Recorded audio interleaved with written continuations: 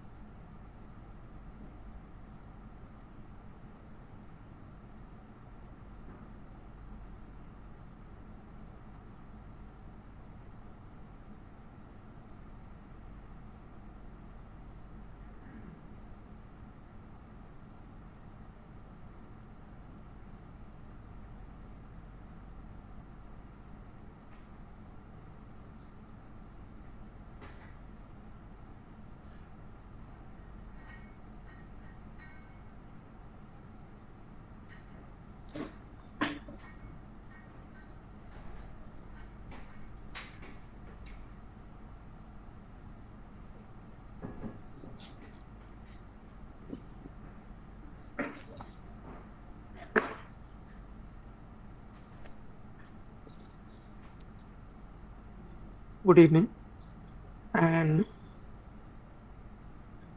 welcome to the live sessions for the NPTEL course on fundamentals of additive manufacturing technologies. This is an extra session for the course, and today we'll be talking about the fundamentals of numerical modeling of the additive manufacturing process. And for this, I have borrowed the slides of Professor Sourav Goswami, who is also a member of the faculty of the Department of Mechanical Engineering at IIT Guwahati. Uh, to understand the nuances of modeling of the additive manufacturing process, it is always a good idea to have just a quick recap of the physics and the various steps of the process itself. That will help us to model it more accurately, and also to decide which is, which are the dominating phenomena, which phenomenon may be ignored in order to improve the computational efficiency and tractability of the problem,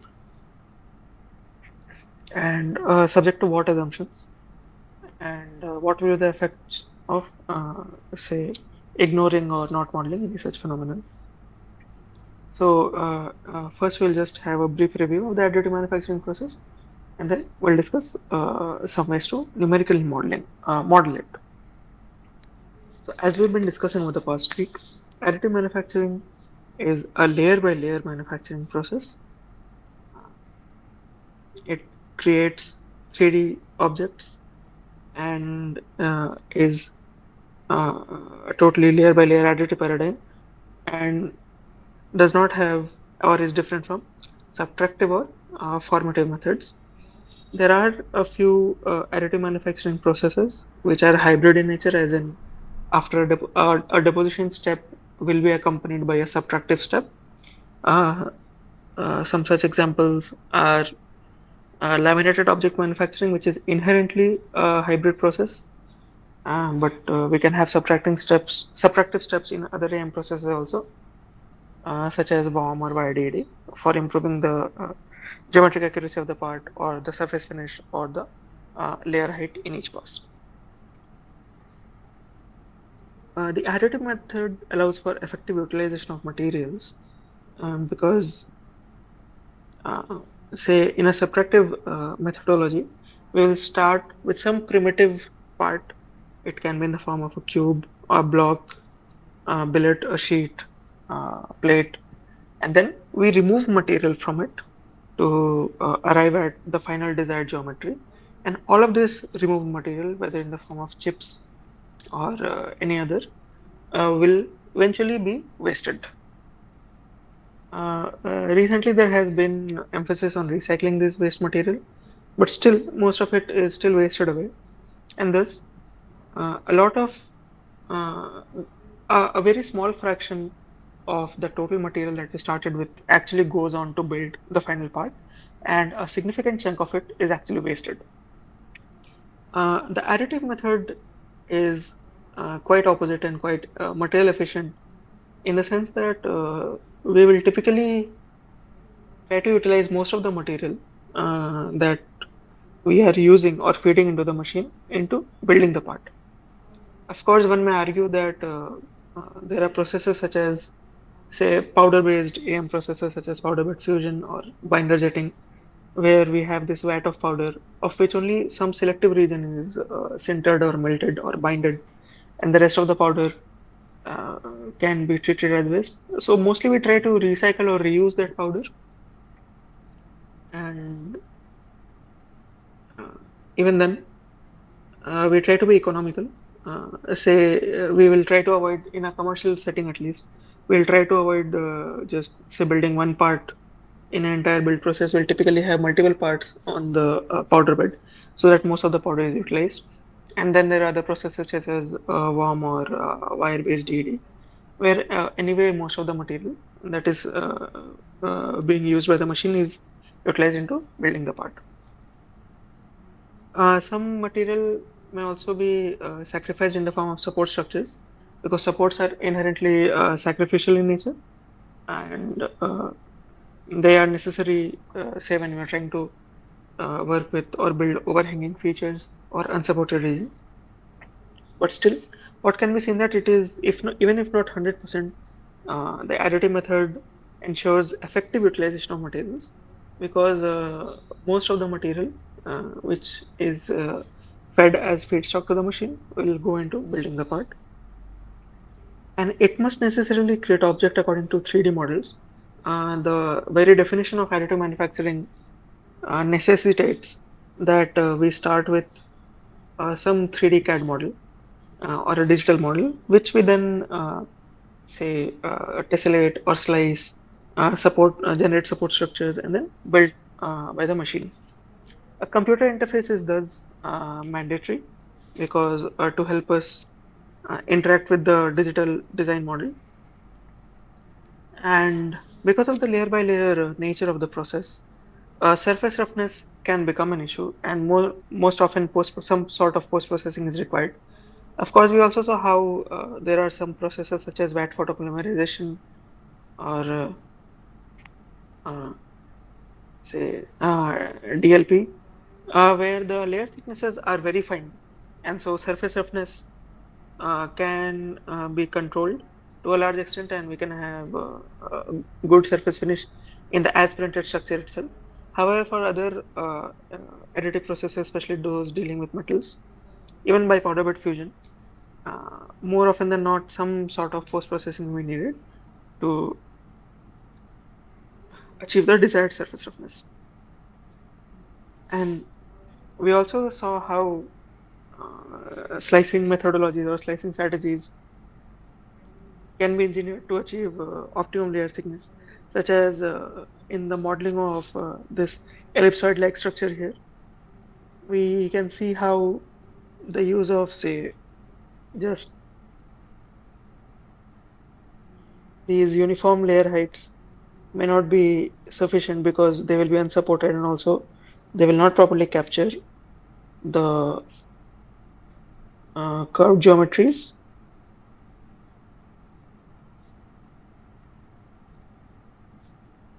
As we can see, if we go to this bottom to top approach,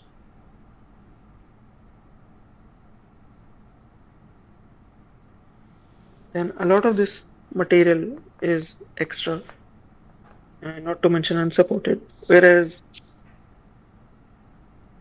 once we are past the so-called equator of this object, all of these regions which are now highlighted in green are under deposited or just not present.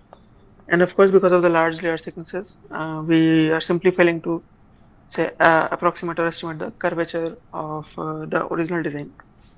And so the final part that we obtain is a very coarse approximation of the original intricate design.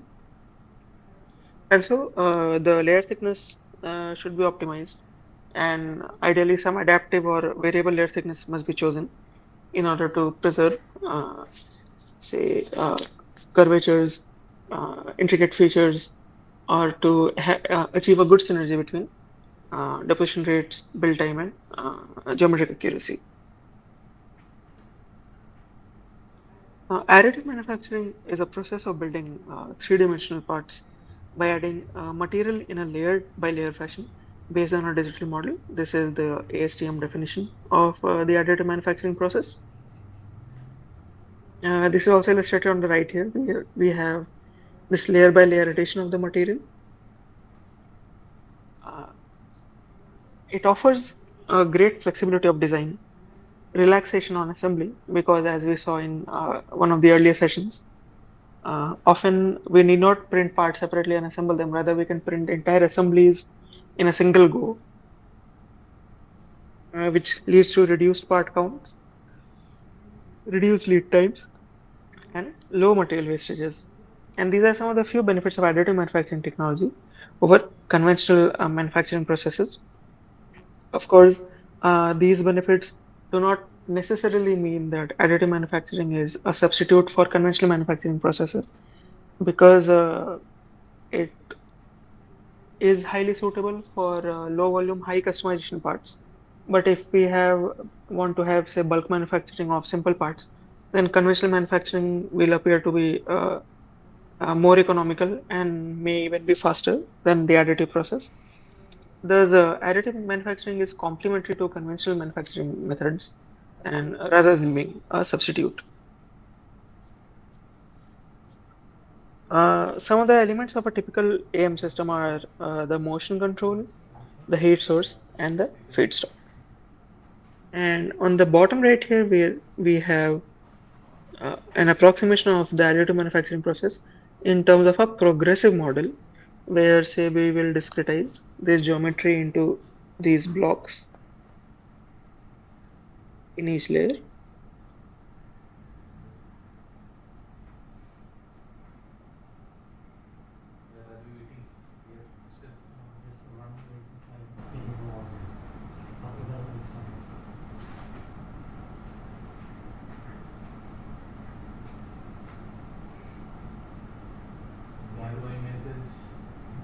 And then we deactivate them. So not all materials, even though they are modeled and present in a domain, they are not really contributing or affecting the solution unless they're activated. And that activation happens progressively, as in as the laser source say moves along this direction of travel. These blocks will also get activated one by one based on some set criterion, say with in sync with the motion of the heat source or based on some temperature function. And right now we can see that only in the current layer some blocks are activated whereas others are not present. And the next block may get activated at this time instance shown, and then it will be accounted for in the solution.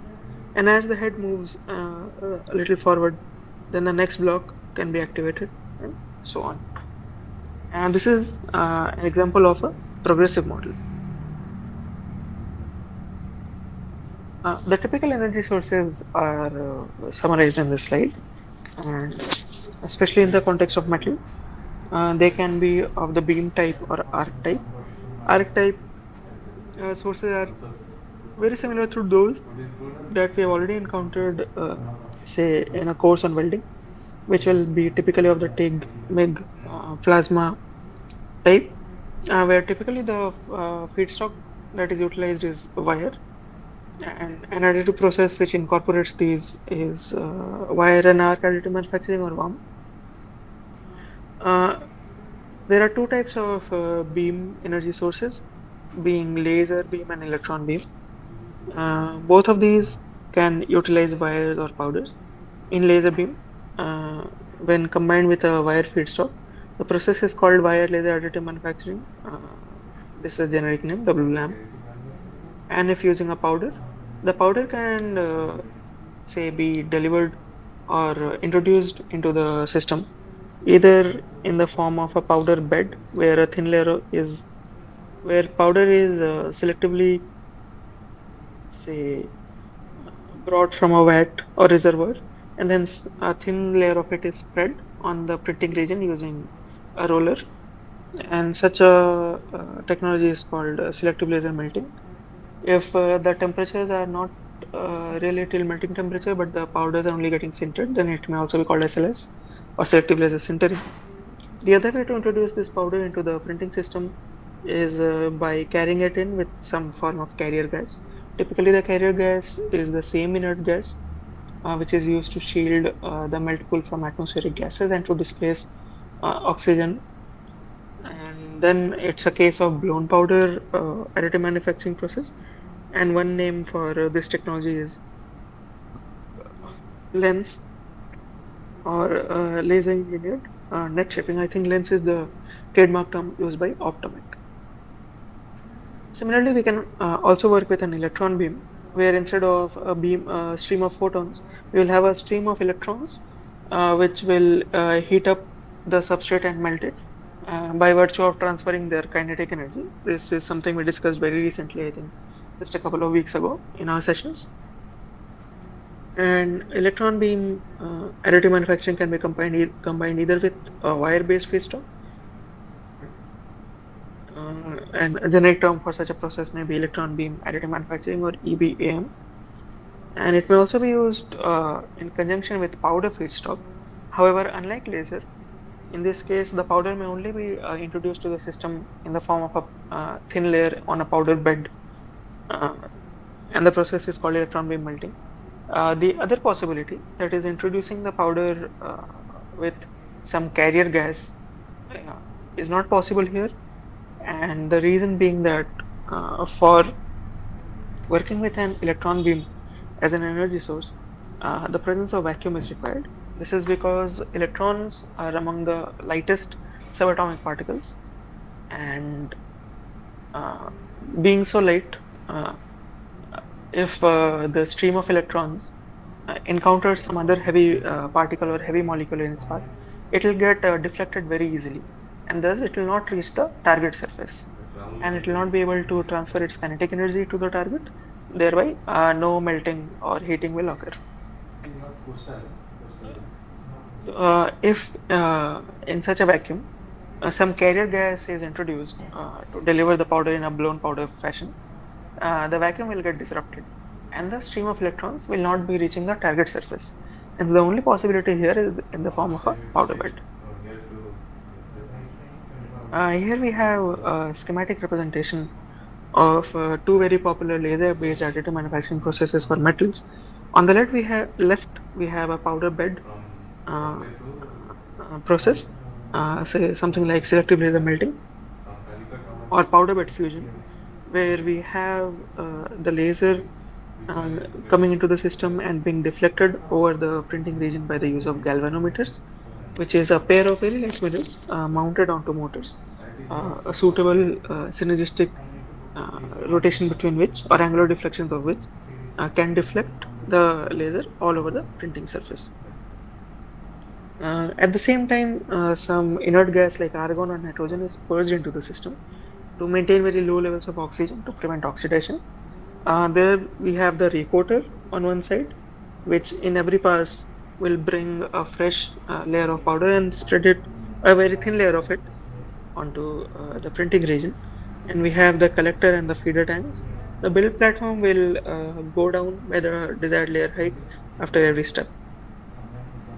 On the right, we have an example of a powder feed based laser additive manufacturing process, where we have the laser beam coming coaxially from the center and say uh, two streams of powder coming in from the sides of the nozzle, and with synchronized relative motion between the substrate and the deposition head, the bead is deposited and the part is built layer by layer.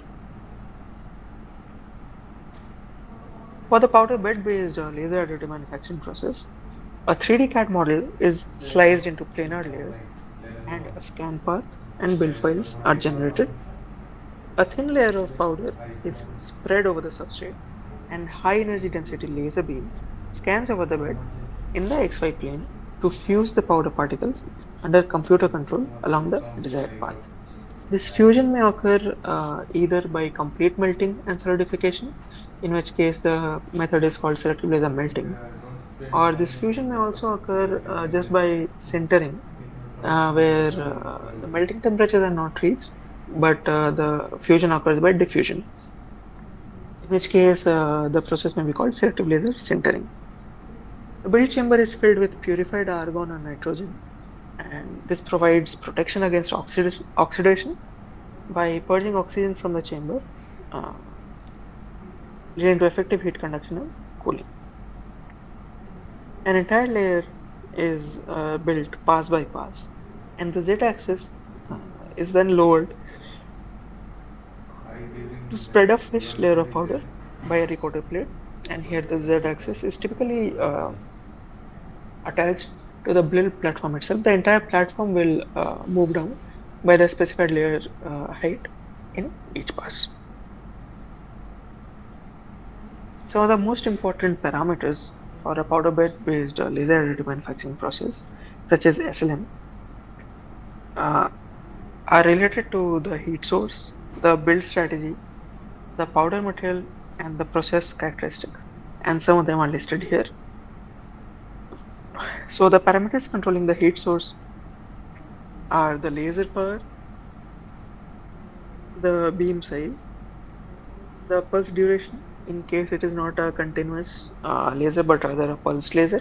That is, say in each cycle, there will be some duration for which laser power is on and other duration for which it is off, or it may be otherwise modulating by some control function, and the pulse frequency, which is the number of pulses per second. Then there is the build strategy, which is characterized by the scan pattern or the area filling pattern, the hat spacing or the distance between two adjacent beads, center to center distance between two adjacent beads, and the scan speeds, which is typically less, say, for the perimeter and for the very first layer. For the very first layer to ensure adequate adhesion between the first layer and the build plate, and for the perimeters to ensure good geometric control and geometric accuracy. And typically it is higher in the area filling because we have already printed the perimeters. Now the area can be filled at a somewhat faster rate. Then the process parameter is related to the feed material. For the case of powder bed, this will typically be the powder shape and size, the distribution of powder particles, the distribution, yeah, as I said, the layer thickness, which will allow us to control the trade-off between build times and accuracy. If you want very high geometric accuracy, of course, we should have very thin layers of powders, but then this will lead to very long build times. And also, if the powder layer is too thin, will have to control our other deposition process parameters carefully, because then the melt pool which forms may be very deep, or a keyhole may form where there is evaporation of material, and certain features which are lying below the current layer may get destroyed. And then there are the material properties of the feed material itself. And then there are some process specific parameters, such as if there is any preheat given to the powder beads. The typical reason for giving such a preheat would be to lower the thermal gradient existing between the substrate and the newly deposited or newly melted powder. If this thermal gradient is very large, it can lead to the generation of residual stresses or cracking or even delamination of the first few layers. And we want to control this and make it more moderate. Typically, this is achieved by preheating. And then the changing the build chamber environment, as in whether we are working in vacuum or we are purging with some specific gas, can affect the final build quality and part properties.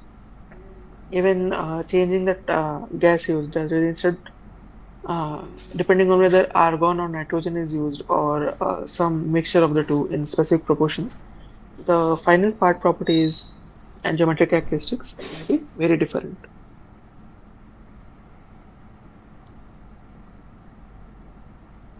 On the other hand, in powder feed based laser additive manufacturing processes, the 3D components are built by locally fusing multiple layers of powder feed material onto a substrate. In the building chamber, laser beam focuses on a point on the building platform, forming melt pool into which the powder is fed. A part of the laser energy actually goes into melting the substrate or the pre-deposited layer and forming the melt pool, whereas the remaining part of the laser energy may go into melting the powder particles which are in flight. Of course, there will also be some wastages, as in some part will be reflected back by the substrate. There will be some laser efficiency term, absorptivity, other losses. But as far as the energy utilization is concerned, these are the two principal ways in which the laser energy is consumed. So part of it will go into the substrate, melt it and form the melt pool. Another part of it will be absorbed by the incoming powder particles during the time of flight. And so essentially what we have is, into a molten pool, a fully or partially melted powder particle uh, uh, is fed to form the bead in each pass. So after one layer is melted, laser head and powder nozzle move up, and the laser heating and injection process repeat for the next layer. There may be other machines in which again the z-axis is attached to the substrate itself, and so the printing table may move up or down depending on need, and the head may not have any motion in the z direction. There may also be machines where all three axes such as x, y, and z are attached entirely to the build platform or entirely to the deposition head, and the relative motion will control the deposition characteristics. And this process can be used for part manipulation and repair also. That is, deposition can be carried out on an existing part. And this is a point which we discussed last week, where we saw how there was this,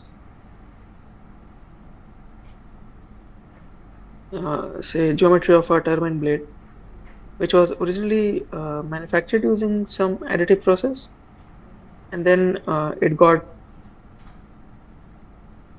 damaged during service.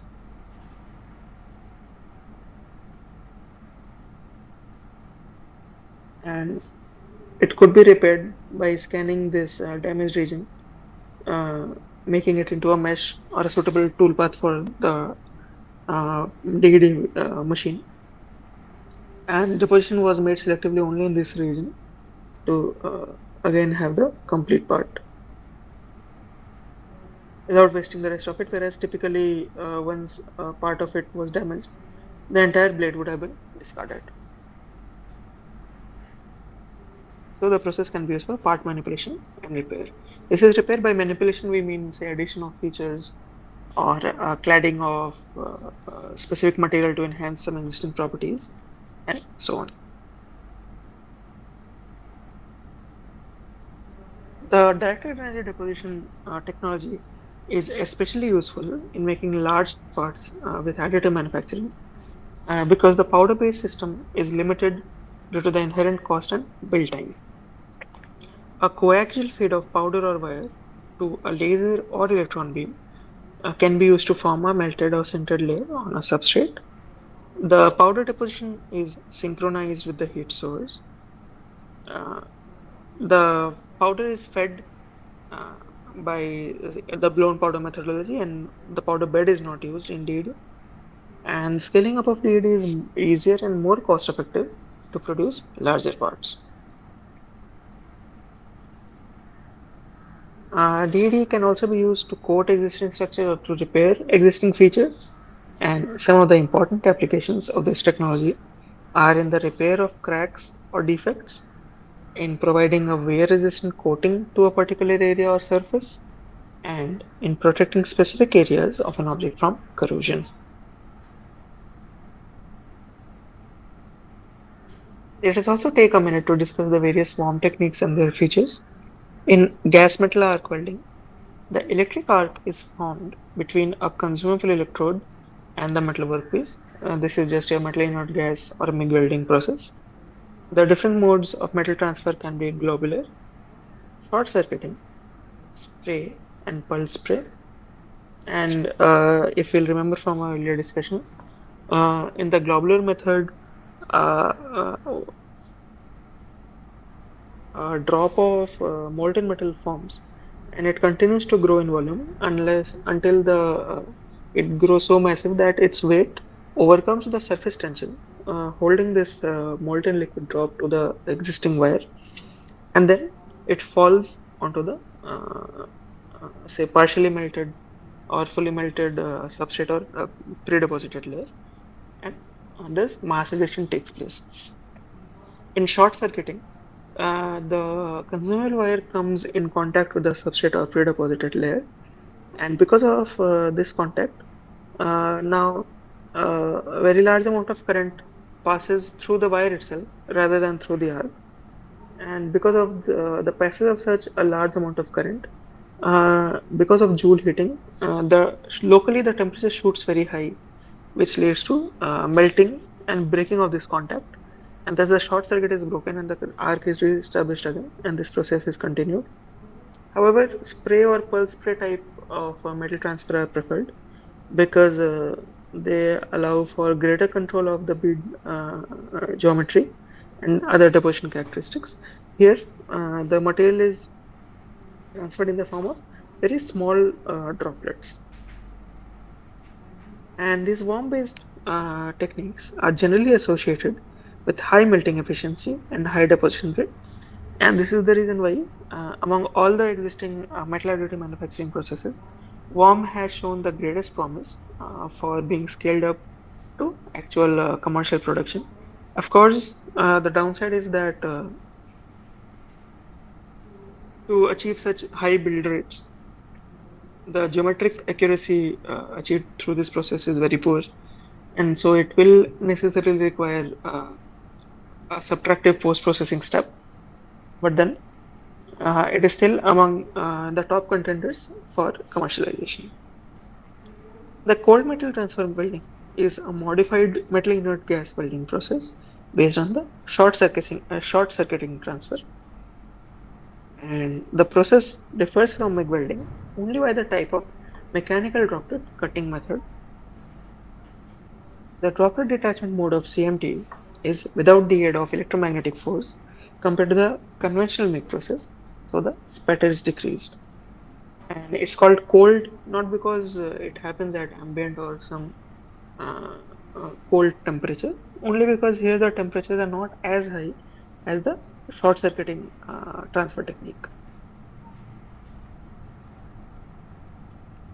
And now we'll come to the numerical modeling of the additive manufacturing process.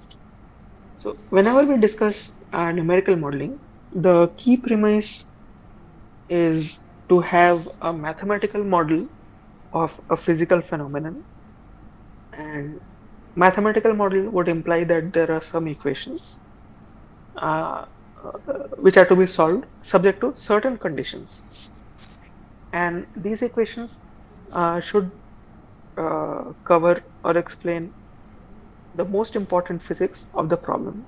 Of course, in the ideal case, we will be able to model a physical process fully. That is, all of its physics can be modeled. But more often than not, this is not possible, and it may not even be necessary, because just by modeling some of the most important physics, we will be in a very good shape to make reasonably accurate predictions about the behavior of the actual physical system. Thus, the first key step in the modeling of any physical phenomenon is to identify the key physics or the key physical phenomenon uh, which are accompanying the process.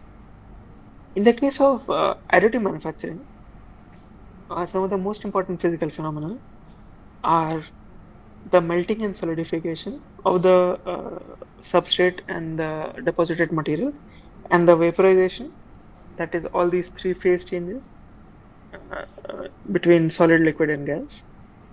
Then there is the surface tension dominated free surface flow and its evolution.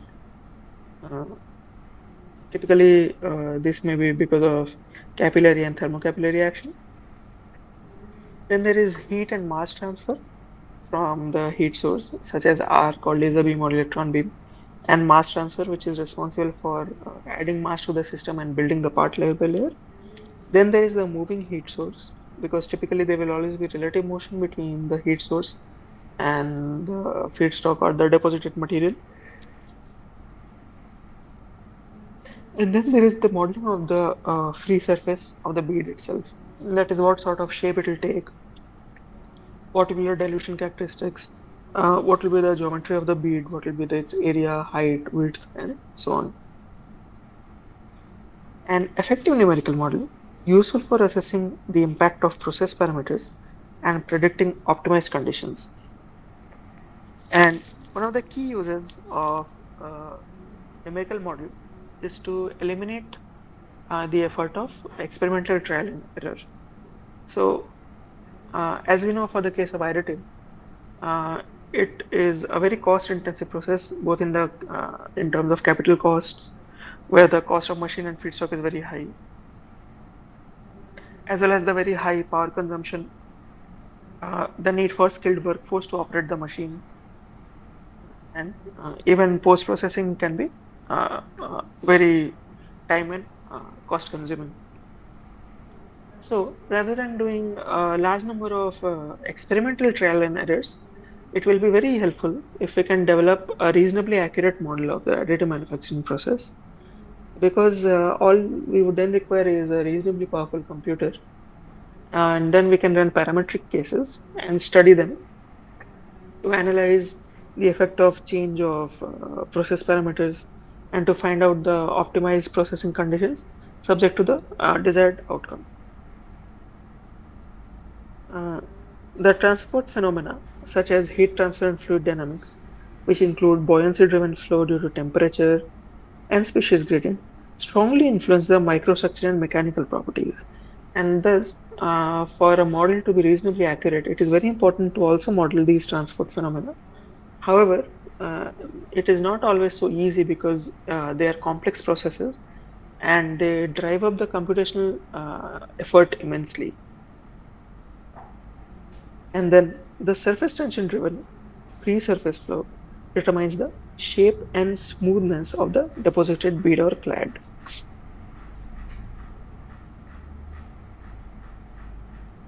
Uh, in terms of the solidification of alloys, because we know that typically alloys will not have a single unique melting point, typically they have a range of melting temperatures characterized by the solid dust temperature, below which the alloy is entirely solid, and the liquid dust temperature, above which the alloy is entirely liquid. In between these two temperatures, which is typically referred to as the freezing range, the alloy will have some fraction of it will be solid, whereas the rest of it will be liquid, and that is referred to as the mushy region. So, in the solidification of alloys at mushy region, and the transport phenomena occur across a wide range of time and length scales, because inside this mushy region you will have the growth of dendrites, or if dendrites do not form, then the solidification cells, which will be at a much smaller length scale than say the bulk features, and it might be accompanied by transport phenomena involving say segregation of solute uh, and so on. And thus it becomes a problem of multi-scale modeling, where at the bulk or part scale you have mesoscale uh, length and time scales, that is say of the millimeter scale or so. Then inside the melt pool, you are at the uh, say at the 100 mm or so length scale, and at the dendrite secondary arm spacing, you are at the micrometer or sub-micrometer length scale. So, and all of these phenomena must be modeled in a, say high fidelity model of the additive manufacturing process, thus making it into a problem of multi-scale modeling. The evolution of the interface between different phases or different microstructure constituents has to be coupled with the physical fields such as temperature and concentration. Say you might be trying to model a case of dissimilar additive manufacturing or dissimilar welding, where the substrate material and the deposited material are different. In which case, you will have to identify the interface between these two materials and how it is changing, or how, say, in the same, even when depositing the same material, based on the change in process parameters such as power density and so on, the type of microstructure which forms can be completely different. Or if there is the presence of some inoculating particles, then we can have very fine grains in some regions and coarse grains in others. All of these are inherently coupled with the physical field of temperature and solute concentration. And some of the approaches uh, which belong to this are the phase field approach, front tracking approach, immersed boundary method, and the level set methods. And these methods only apply to small domains on a continuum scale from about zero point 0.1 micrometer to 10 millimeter. Uh, and that is because of the immense computational effort required in modeling these processes accurately, and so they are simply not tractable for, say, part scale models.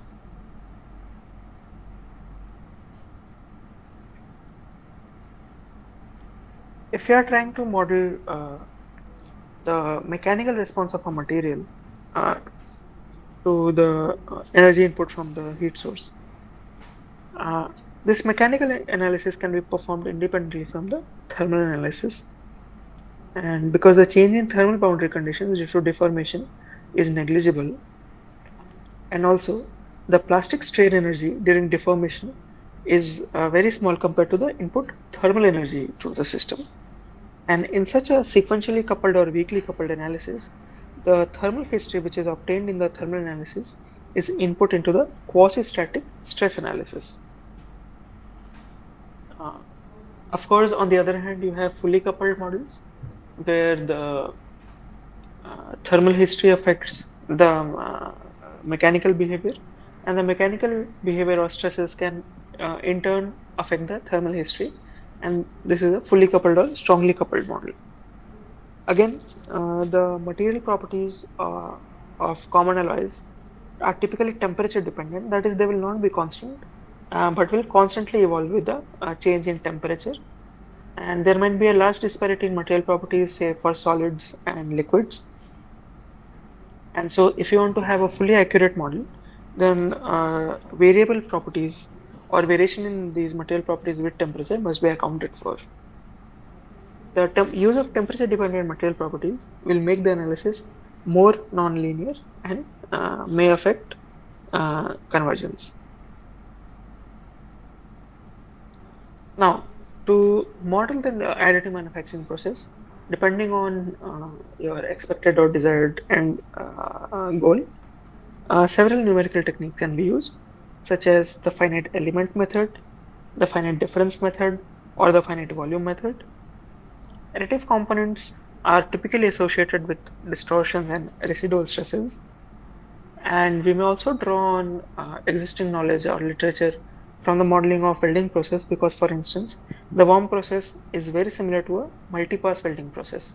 And so the techniques or methods or models which are already available and developed for welding can be effectively used for the additive processes, for instance, warm. Now, in general, the additive process is simulated by means of a coupled thermomechanical finite element analysis. The heat transfer from the arc to the molten pool is simulated using some sort of a heat source model, which prescribes a heat generation per unit volume in the molten pool region. And the deposition or addition of material or the growth of the bead is taken into account by means of element activation deactivation algorithms. What these are, we'll discuss in the upcoming slides. Now, the approach to model the additive manufacturing process is outlined here. The melting and solidification on the path due to the effect of a moving heat source is generally modeled, as we said, by the use of volumetric heat source.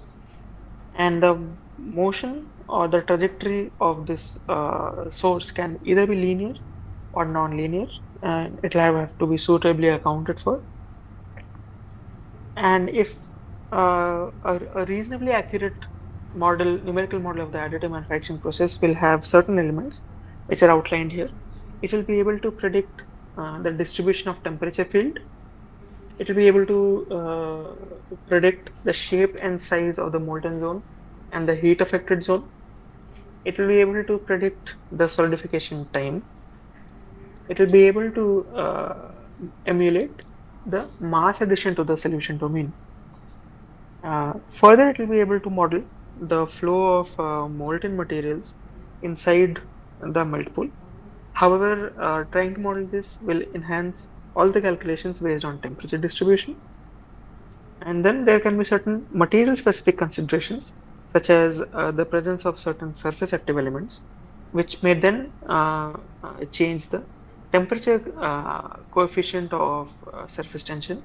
That is, with the presence of certain materials, the surface tension may decrease with increase in temperature, or other materials may lead to an increase in surface tension with increase in temperature.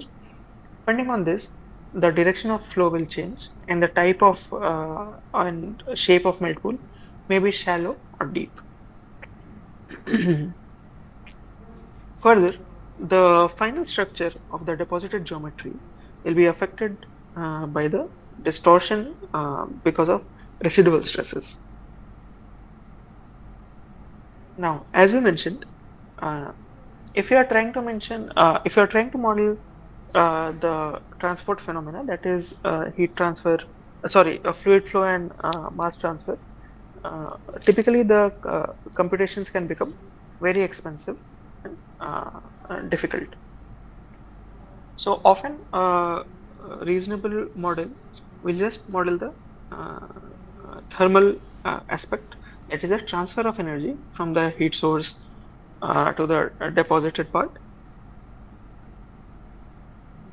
in which case we are only trying to solve the governing equation, which is the energy balance equation in the entire volume of the material.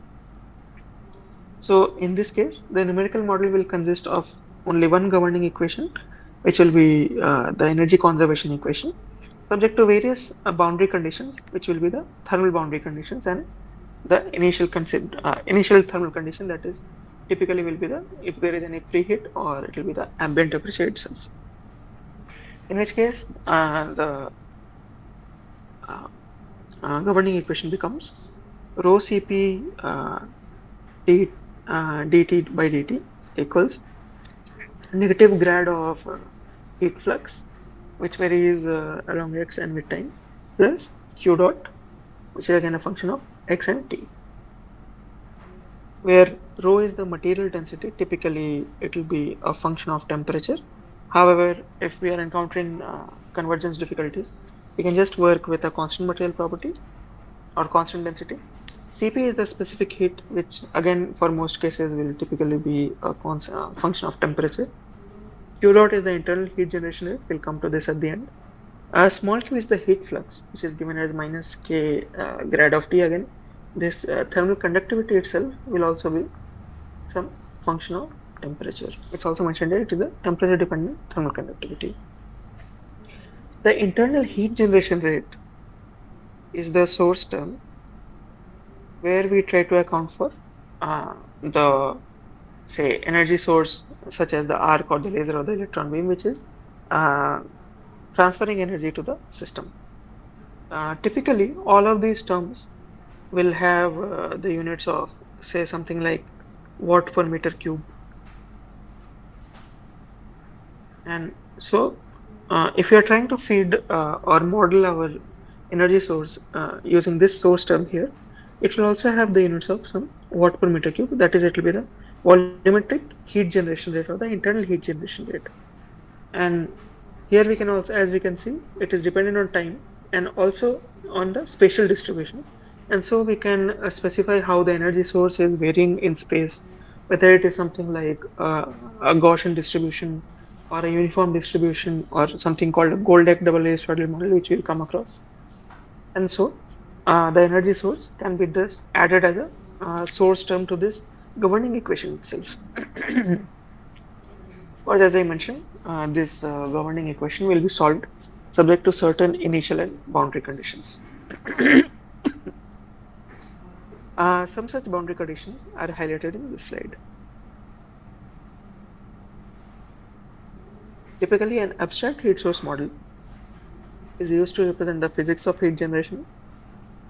In more advanced models, typically we might model laser material interaction, absorption by individual particles, reflection of rays, multiple internal reflections, and so on. But typically, for a simplified model, just an abstract heat source model would be sufficient. And all the surfaces of the substrate and the evolving surface are considered for convection radiation boundary conditions to allow for the heat loss. Such as here, all these arrows that we see on all the surfaces or walls account for the heat loss due to convection and radiation.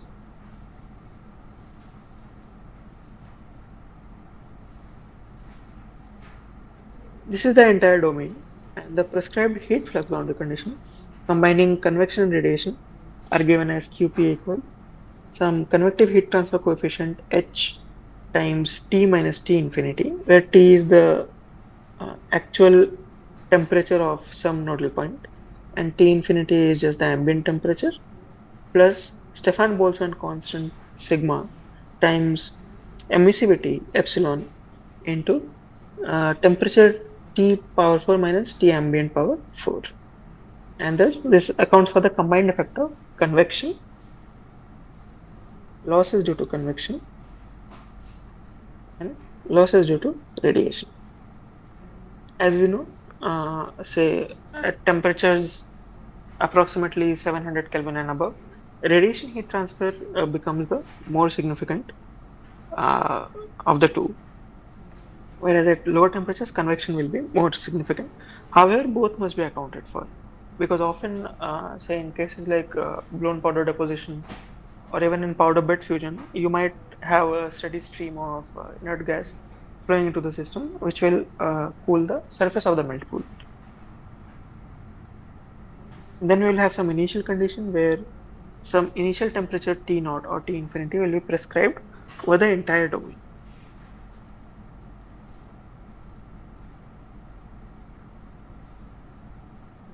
Now, one of the well-tested and implemented heat sources model is something called the Goldex double ellipsoid heat source model, where we can say change or adjust the distribution of heat in the front quarter, back quarter, and then above and below the substrate for greater control. And it allows for a greater or more realistic heat flow distribution filler material. So using the Goldex double ellipsoidal heat source, we can have different power distribution functions for the filler and base material. A part of the total power is delivered to the base material by Goldex model, and the remaining power is distributed over the filler material with a constant pattern. So this is one of the ways to implement it, where for the filler you just assume a uniform distribution of the power, whereas inside the substrate it will be more involved or more intricate, which is typically governed by Goldex model. And the use of the Goldex volumetric heat source model has been shown to be able to capture the steep temperature gradients in the melt pool very effectively, and it ensures the correct amount of heat uh, transfer to the filler material elements. In principle, the way this is implemented is that an internal heat generation is applied to the filler finite elements whose centroid lies inside a brick-shaped control volume. So something similar to this progressive model that we saw here, where depending on our late criteria, whether temperature based or say time based, each of these elements will have their centroids. And once that condition at the centroid is met, the entire element will be activated. So say when this is activated, you will have some part of it interacting with the heat source, where the rest of it will be introduced suddenly. But that is the approximation for such a progressive model.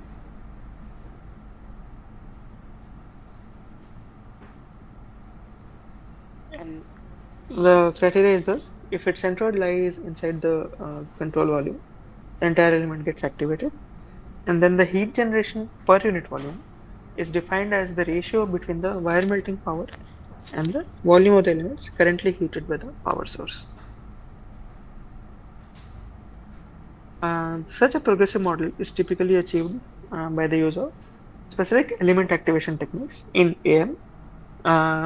These the material deposition phenomenon is simulated by either inactive element method or quiet element method, and the quiet element method is discussed here, in which the filler metal elements are present throughout the entire simulation domain, but initially quiet values are assigned to their properties in order to minimize their influence on the component behavior. So at the very outset, uh, our geometry will consist of all the layers that are to be deposited,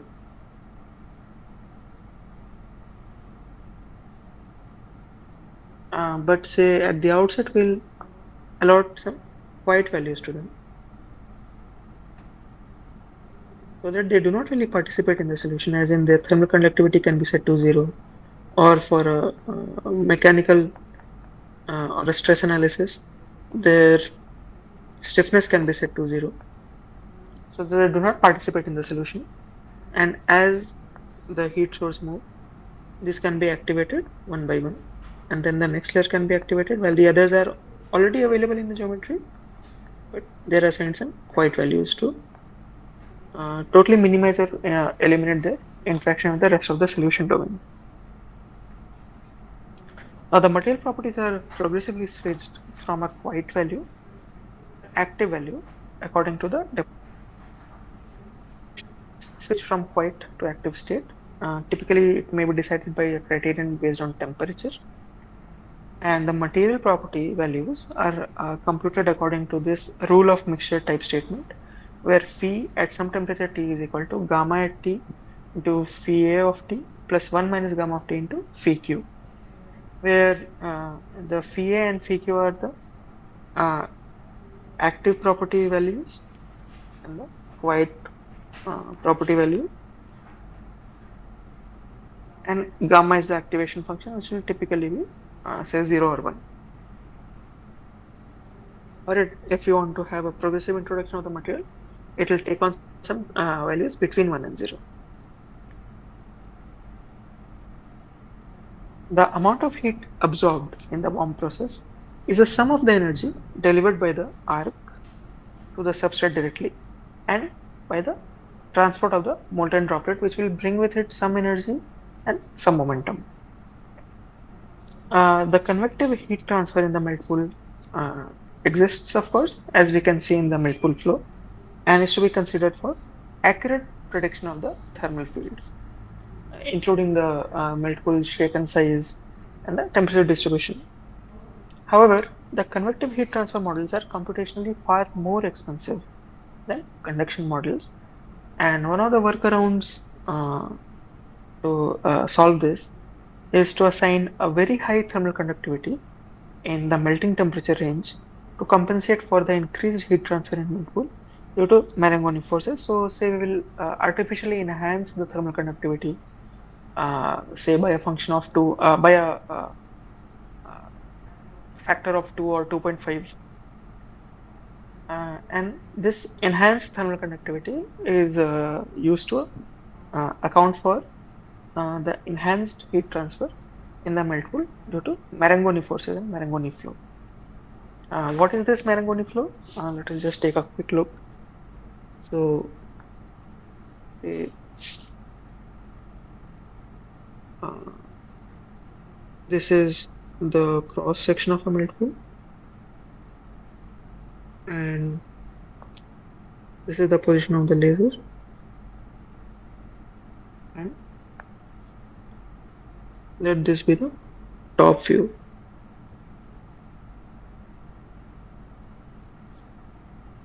Where again the position of the laser is marked in red. Now, depending on whether, say,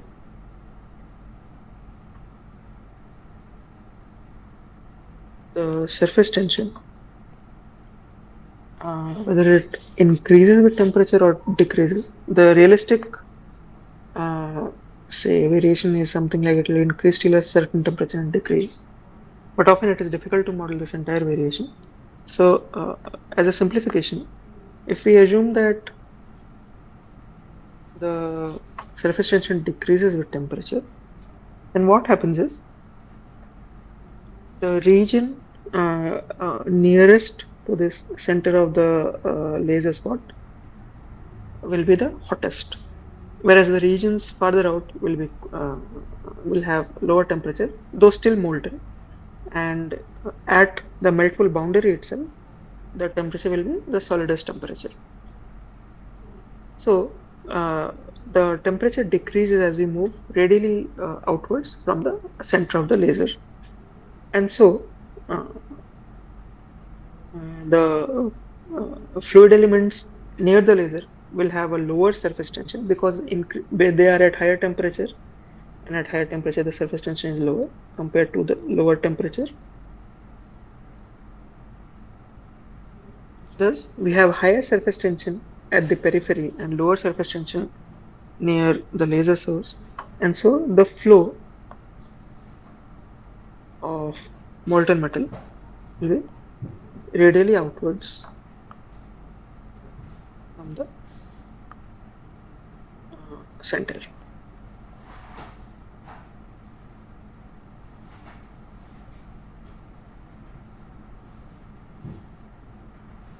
Here also we can see that the flow goes something like this.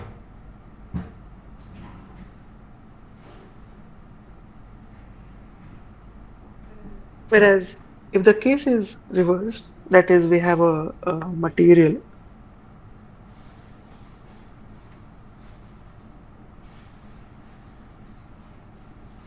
where, say, the surface tension actually increases with time. Say for steels, this can happen if there is a presence of surface active elements like oxygen and sulfur. So what will happen is the higher the temperature, the higher the surface tension. And so for such a case,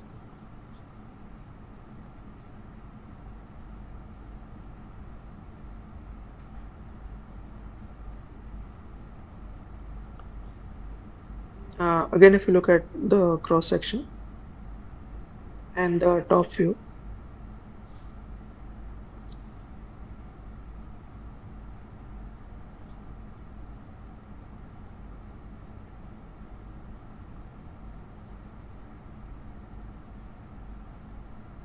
the temperature distribution is still similar because the points at the periphery are at the solidus temperature, the points closest to the laser center at the highest temperature. But now the surface tension is increasing with increase in temperature. So points near the laser have a higher surface temperature, and points further away have lower surface temperature and lower temperature, and consequently lower surface tension. So this time the flow is readily inwards because we have higher surface tension near the center pulling the liquid from all sides. And in the cross section we can also see this.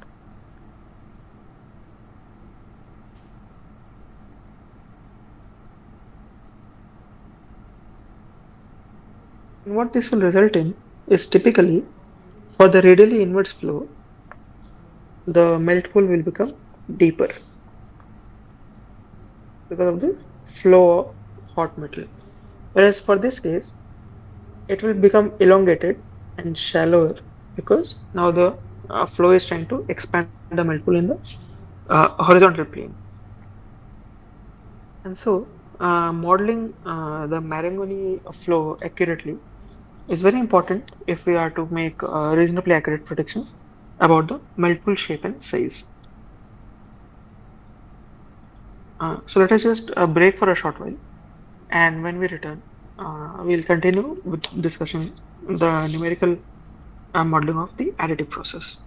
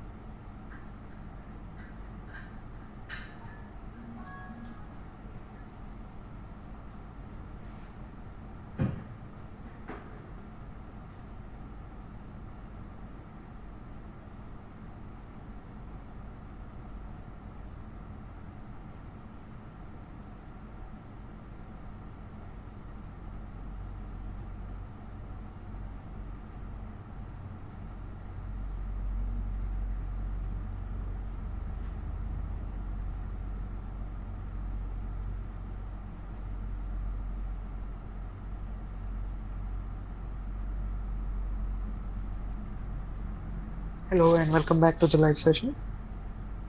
So we were discussing numerical modeling of the additive manufacturing process, and here we are discussing the conduction heat transfer model because, as I said before we took the break, well, it is important to model the fluid flow and mass transfer for high fidelity modeling of the additive manufacturing process. It is also computationally very expensive, and at least in a few cases, it has been shown that conduction only models with suitable say accommodation of heat transfer or enhanced transfer inside the melt pool may be reasonably sufficient and accurate for modeling the process as a whole with very minor errors. And thus, often it is a popular strategy to just use uh, the conduction model alone without modeling phase change, convection, fluid flow, and mass transfer.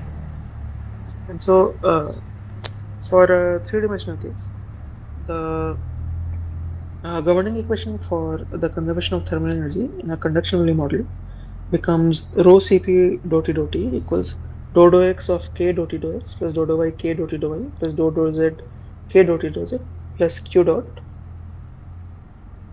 The boundary conditions will account for heat transfer by convection in this h into t minus t infinity term, radiation sigma into emissivity into t power 4 minus t naught power 4,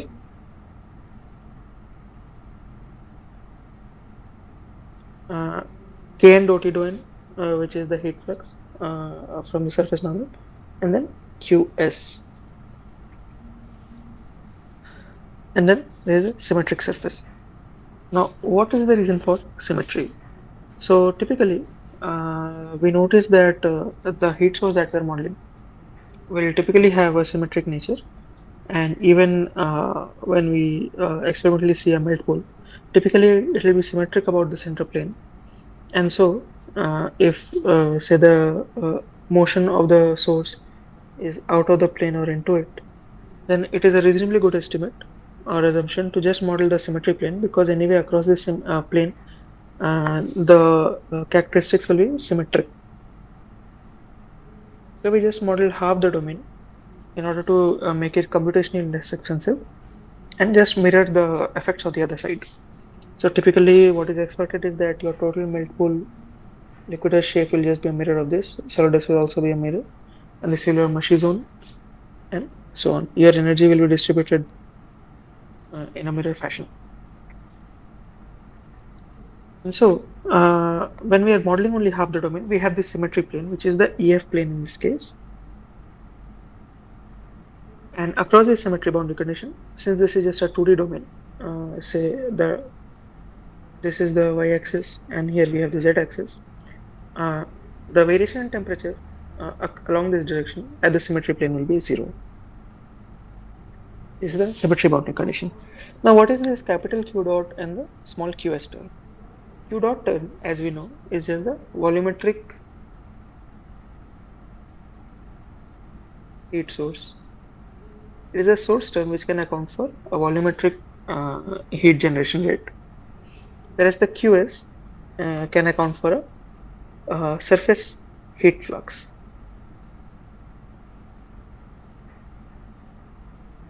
And it depends on us how we want to model the heat source.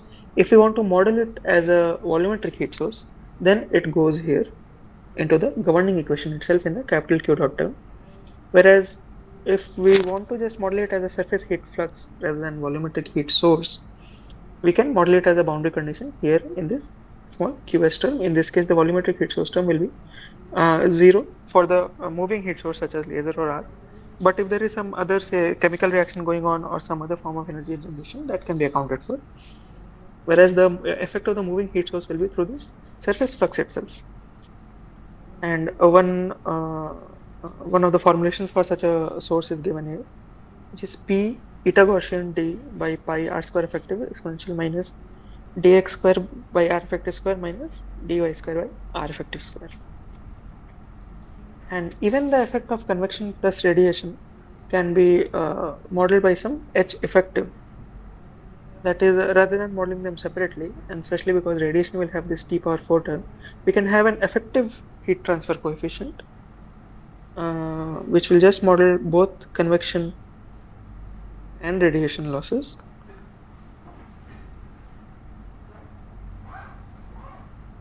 by something like an H effective times T minus T ambient term. And here such a formulation for an H effective term is given here, which is H equals 2.4 into 10 power minus 3 into emissivity into T power 1.61.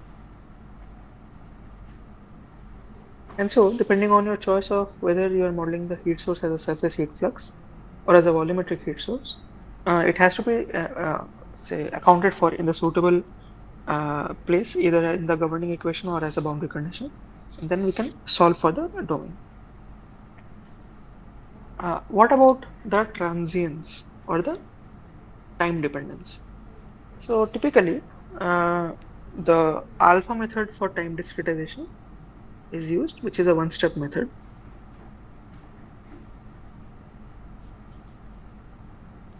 We have this generalized equation, S matrix times Ti at step 2 minus T temperature at node I at step 1 by delta T, which is our time step, plus alpha times H matrix into Ti2 plus 1 minus alpha to H times Ti1.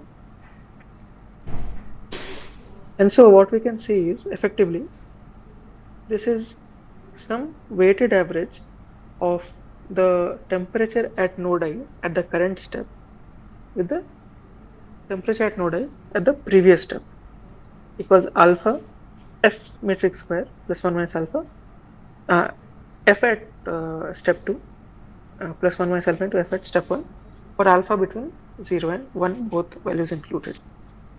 If a value of alpha equal to 0 is chosen, then this becomes the explicit Euler scheme or the forward difference scheme, in which case we will have only the temperature at the current time step T2, and this 1 minus alpha terms will go to 0. If alpha equals sorry, these will only have the effect of Ti1, and these alpha terms will go to 0 because alpha is equal to 0. Whereas if alpha equals to 1, this becomes an implicit Euler scheme or a backward difference scheme, in which case this 1 minus alpha terms go to 0, and we only have the temperature at the second time step.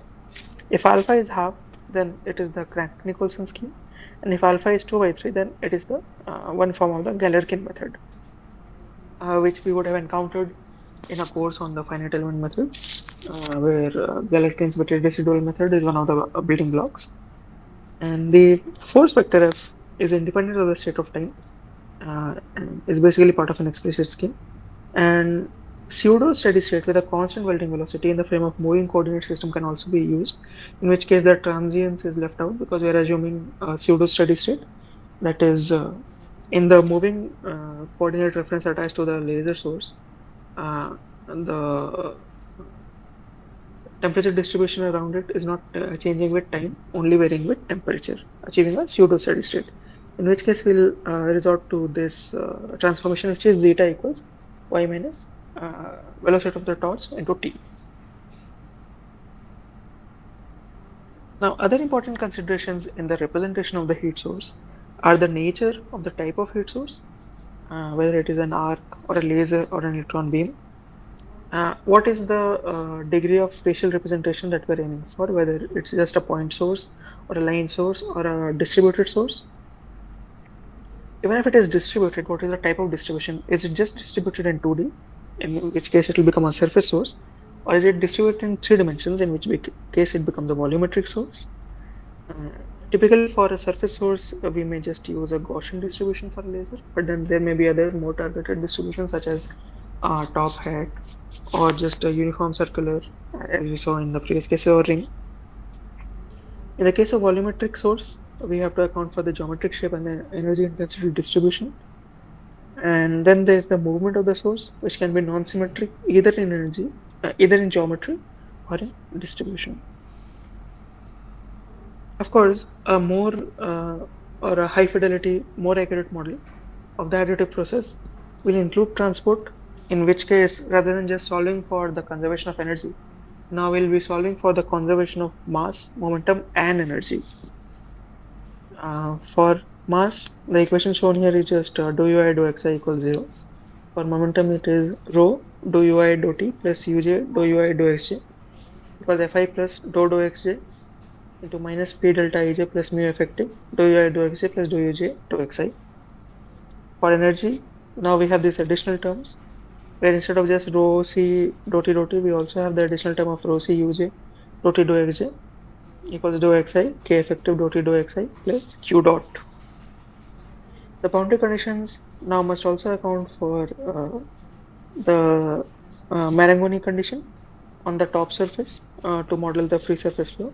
So mu effective into dou u dou z is equal to FL into d gamma dt into dou t dou x, and mu effective dou v dou z equals FL into d gamma dt dou t dou y. And the W component is 0, which means that we are modeling a flat surface, because normal to the surface there is no flow velocity.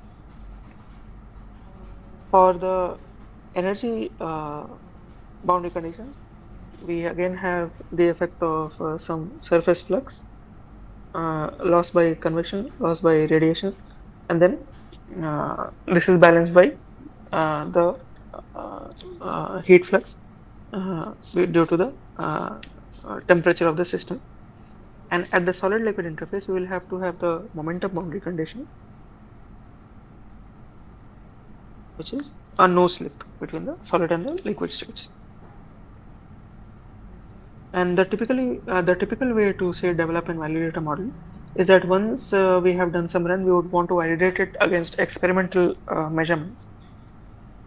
And one of the typical ways is to say choose a location at which a thermocouple is affixed, and that temperature history is recorded for that temperature thermocouple position, and then the node a node located at a similar location inside the computational domain is again selected, and the temperature history during the additive process is extracted from that node, and the two are compared. In this case, say the black curve represents the simulation temperature history, whereas the red curve represents the experimental temperature history. And we are not just aiming to match only the say peak values, but also the heating rates and the cooling rates.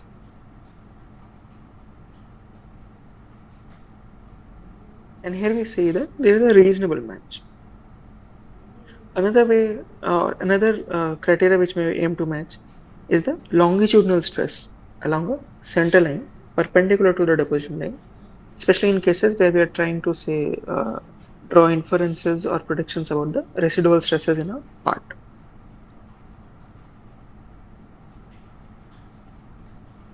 Now, another aspect, especially when we are more concerned with the bead geometry and the bead deposition characteristics such as bead height, bead depth, bead width, is the free surface modeling of the additive manufacturing process, because the top surface of the melt pool, which is in contact with the inert gas or atmosphere, will have surface flow, which will lead to say spreading of the bead in all directions, and that will affect the final bead mass distribution and geometry. So interface tracking and interface capturing techniques are widely used in problems with moving boundaries and interfaces. The category of problems includes fluid particle interaction, fluid object interaction, and fluid structure interaction, free surface and two fluid or multi-fluid flows, and flows with moving mechanical components. And these problems offer many computational challenges. However, there is a fine nuance between the interface tracking and interface capturing techniques. An interface tracking technique requires measures that track the interface and are updated as the flow evolves. They track the position of the mesh nodes in a Lagrangian fashion, and imposition of the boundary conditions at the interface is easy as the nodes lie on the boundary itself. In the interface capturing technique, however, for two fluid flows, the computations are based on a fixed spatial domain, where an interface function marking the location of the interface is computed to capture the interface. This is based on the Eulerian description, whereas the other one was based on the Lagrangian description, and defines the interface implicitly on a fixed mesh. And interface tracking methods are some particle methods, volume of fluid methods, level set method, and phase fill methods. Another numerical technique which can be used is the extended finite element method, or XFEM, which is a numerical technique based on the generalized finite element method and the partition of unity method.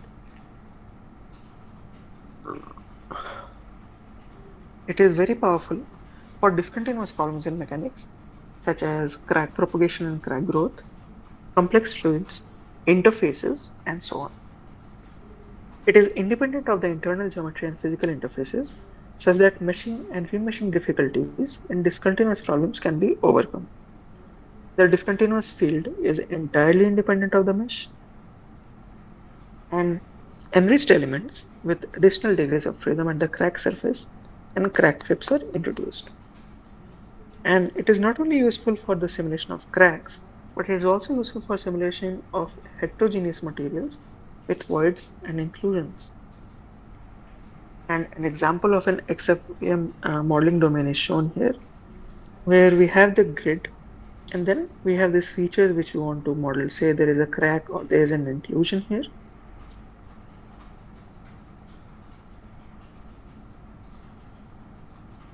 And what happens is, we identify the region where the crack is. Say the crack can be represented by some analytical curve, and we model or we find out the elements which contain this crack, and then the nodes of those elements are enriched.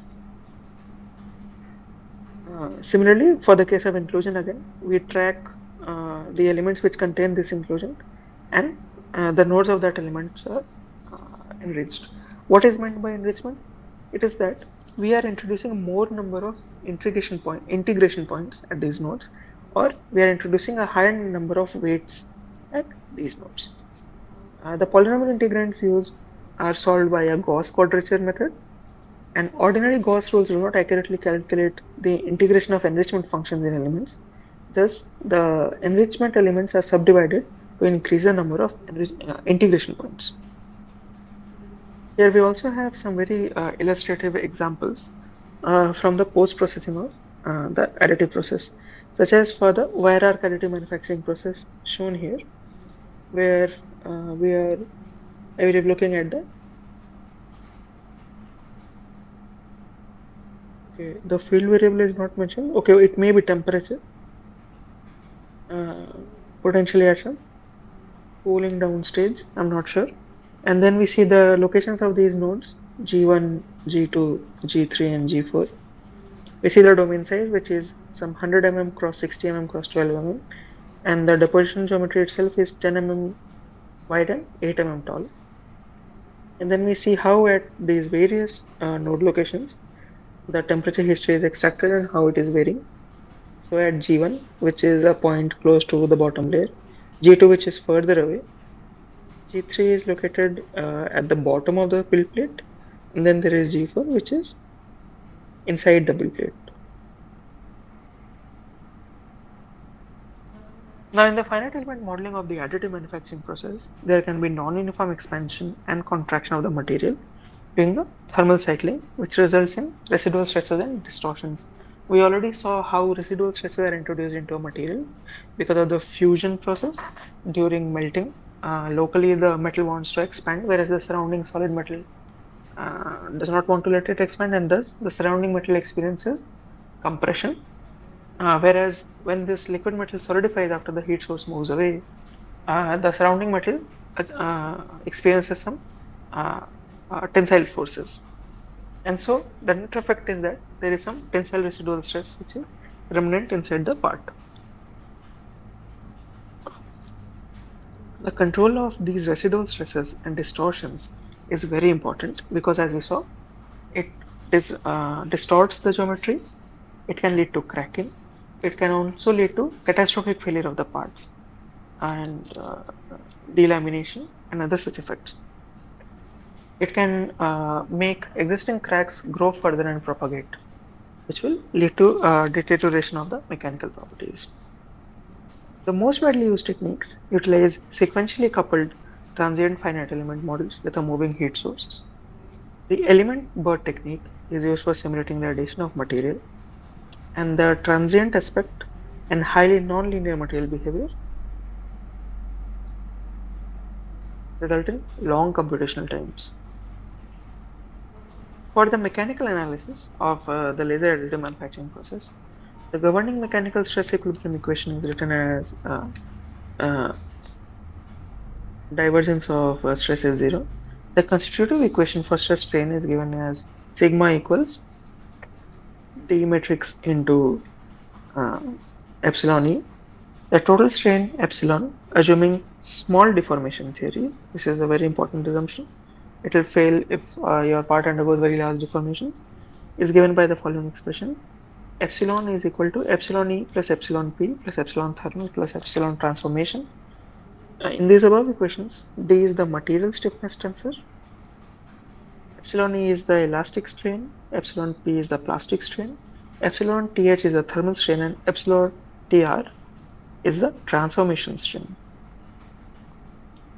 The solid state phase transformations can alter the residual stresses due to thermal processing and hence are to be considered in mechanical analysis of those alloys in which they play a significant role, such as shown here for an austenitic to martensitic transformation at different temperatures, which results in significant volume change. The temperature history obtained from the thermal analysis acts as input for the structural analysis as a thermal loading in the case of sequentially coupled or sequential models.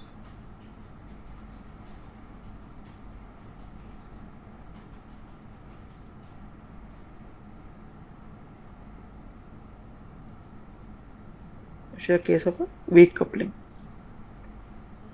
Thermal load is divided into several load steps, and the stiffness matrix is formed with boundary conditions, and the displacement field is calculated from the stiffness matrix into displacement equals force.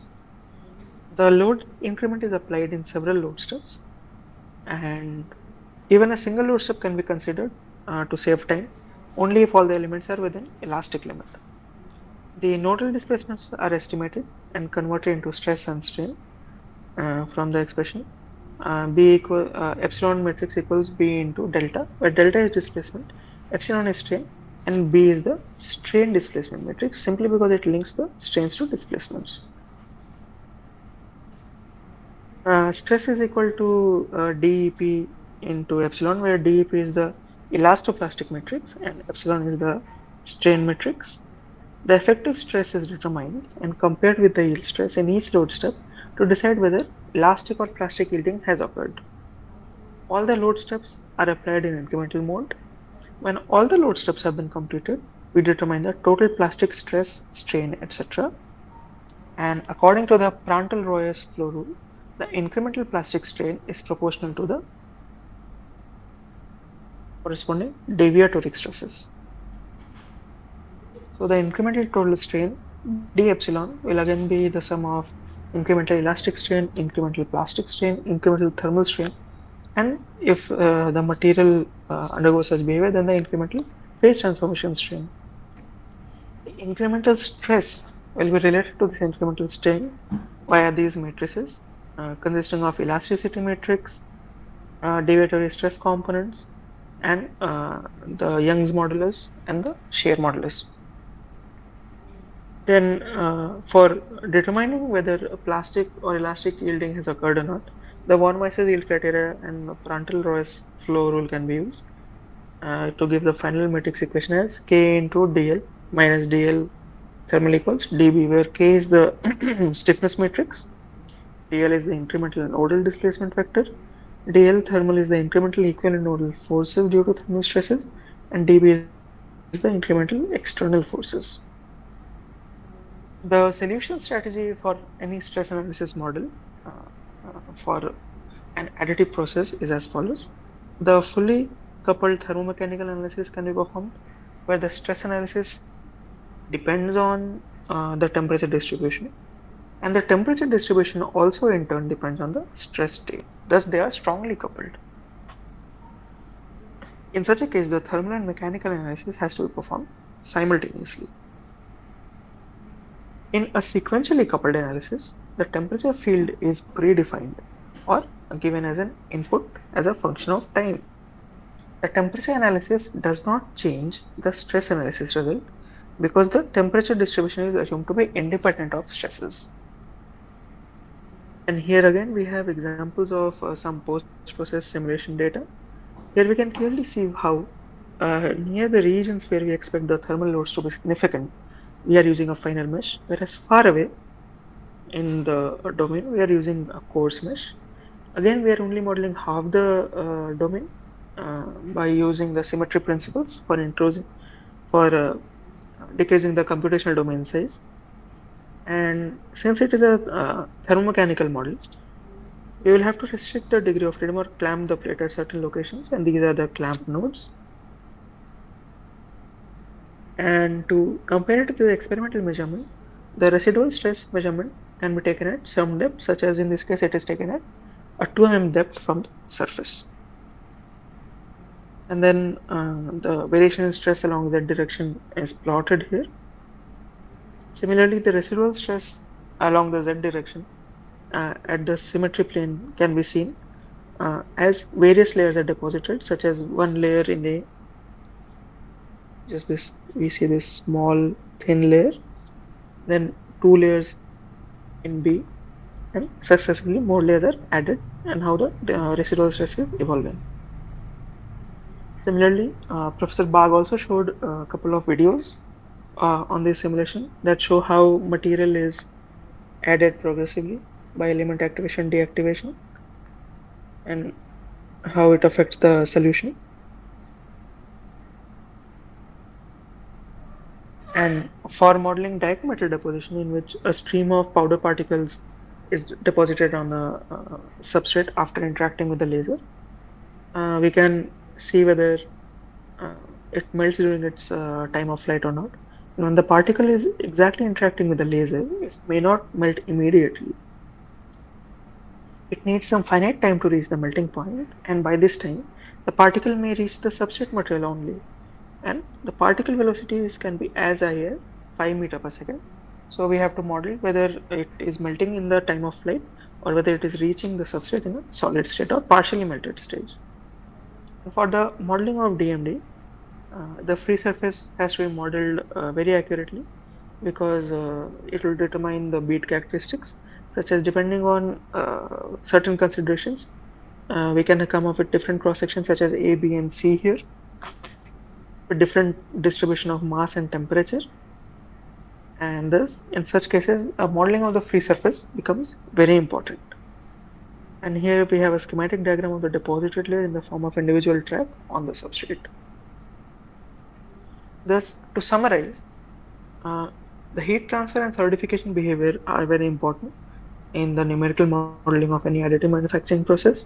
Uh, Stress analysis, including volumetric dilation, are important if we are targeting our simulations towards predicting residual stresses and distortion in the finished part.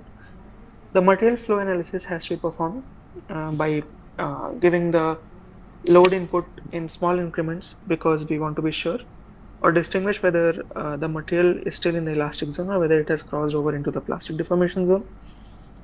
Uh, for certain applications, it may be very important to model the keyhole phenomenon in laser additive manufacturing process because say for very intense energy sources or very deep melt pools, the temperature locally can exceed the vaporization temperature, and so rather than just melting, a part of the metal may vaporize, and this may introduce additional considerations such as vapor recoil force uh, into the consideration.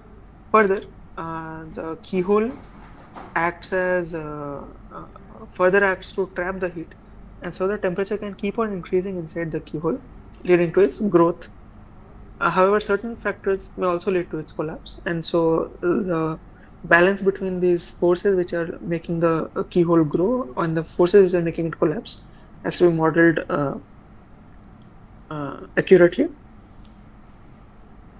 The free surface profile becomes very important for the case of a direct metal deposition, or if we are interested in the bead geometry. The flow behavior of shielding gas in DMB technology can affect the final bead geometry. It can introduce surface waves, surface aberrations. It can lead to enhanced cooling of the free surface, and so it should be modeled accurately. Finite element method is one of the most popular, well-used, well-tested, and efficient techniques for modeling of additive manufacturing. And the microstructure model in multi-scale modeling approach is especially suitable for lower domain sizes and much smaller length scales. However, that is beyond the scope of the current course. So with that, we have come to the end of this extra session for the live sessions on the course on Fundamentals of Additive Manufacturing Technologies. I am Sourav Goswami from IIT Bombay, and I thank all of you for joining in today. I look forward to seeing you again in the next session. Thank you very much.